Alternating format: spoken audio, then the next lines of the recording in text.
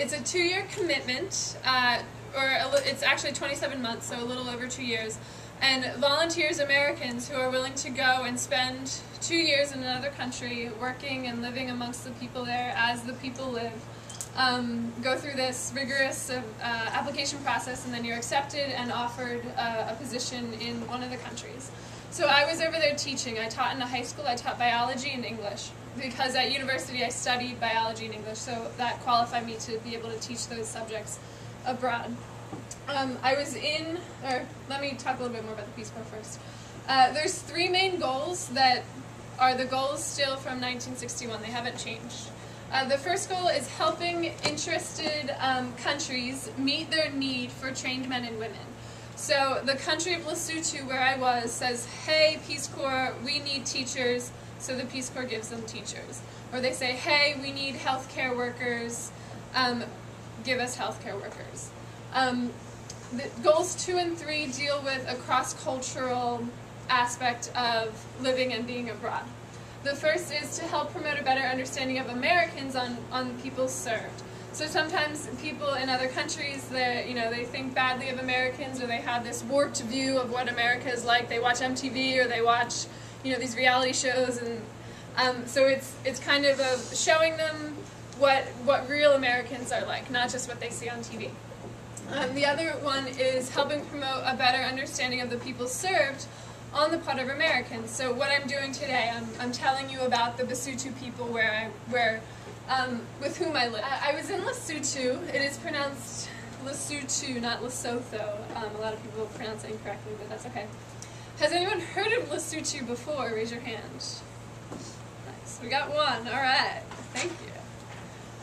Lesotho is also known as the Kingdom in the Sky. It's also known as the Switzerland of Africa. It's a tiny, tiny little country that's kind of shaped like a circle, and it's very, very, very mountainous. It's you can see from the picture, it's almost completely mountainous. So it's unique in that the elevation is really high. Where is Lesotho in the world? Southern Africa. It's completely surrounded by the country of South Africa. So I'll talk a little bit about my home life. I lived with a host family, and I lived on their compound, but I had my own house. And my house was called a rendezvous. It's a round house with a thatch roof, so it's like a little hut there. Luckily, I feel luckily, it was made of cinder blocks, but usually the houses are made of rocks, and then there's cow dung on the inside to insulate them. So I was a little lucky to have some cinder blocks. And a really nice thatch roof that was kind of new. I did not have electricity. I did not have running water in my house, and my family did not either.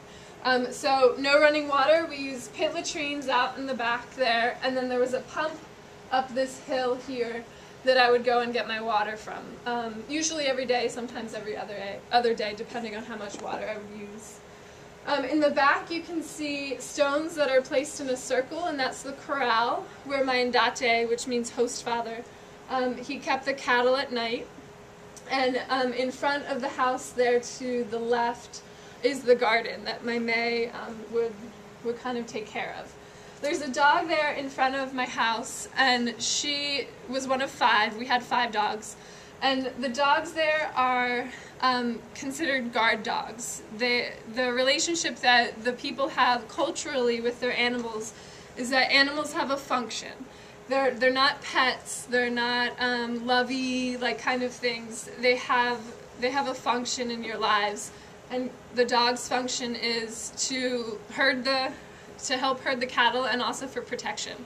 So we had 5 dogs, and they would go wild if there was someone new who would come to the house. You kind of would have to take them aside. If I had friends come and visit, or students who would come and ask for help on things on the weekends, the dogs would go nuts, and they would always say, "Oh, Miss Kara, the dogs!" They would call to me from like up the hill, and they'd be like, the dogs, and I would have to go and like take the dogs away, and they'd run into my house real quick, and then we'd work on, whatever.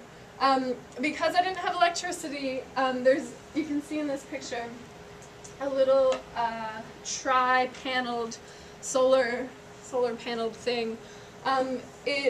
it's called a Solio, and I used it to charge my cell phone. So I didn't have electricity, I didn't have running water, but I had cell phone service. There was some snow. It's in the southern hemisphere there, so the seasons are flip-flopped from the northern hemisphere. So right now they're in the height of their summer. But we did have 4 seasons, so you saw some of the snow. The seasons there are different. They do have the traditional spring, summer, winter, fall, but they also have the windy season, they have the dry season, they have the rainy season. So there are those seasons that are kind of attached to the winter or the spring or the fall or whatever. I had these 2 water buckets here, and I stored my water there. So some of the families would have more buckets, but I was just one person, so I only needed 2. And I would use about a half a bucket a day, or about 3/4 of a bucket a day. Do you have a question? Yeah, you don't have a bathroom. So you saw in one of the first pictures, there's pit latrines outside. So we use like an outhouse. So we'd use, the pit latrines are an outhouse. But I bathed, you can see down here, there's a bath bucket, there's a big bucket here. So I would heat up the water on the stove, on the kettle, and then I would pour it into this bucket here, and I would bathe in there.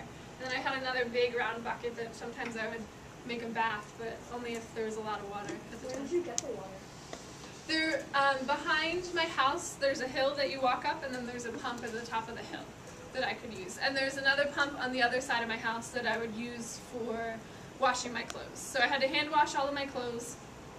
You saw some of the images at the end of the video where the women, there's a few women and there's like a lot of buckets and a ton of clothes out, and they're all washing their clothes on a Saturday.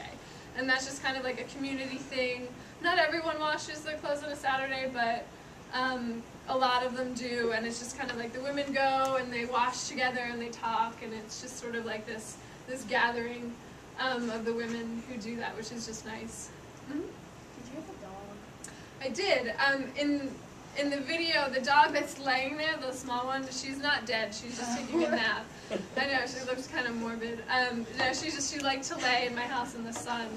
My family had 5 dogs, and we had a lot of puppies. One of the dogs she had 3 litters of puppies while I was there. And the dogs in Lesotho and the animals in Lesotho, they have a specific purpose. So you don't just have a dog to have a dog, you have a dog for protection. Or you have a dog because you have cattle or sheep and you need the dog to help herd your sheep or to help protect the sheep. Sheep stealing and cattle stealing is a big thing. They go in the middle of the night and they try and steal your sheep or your cattle.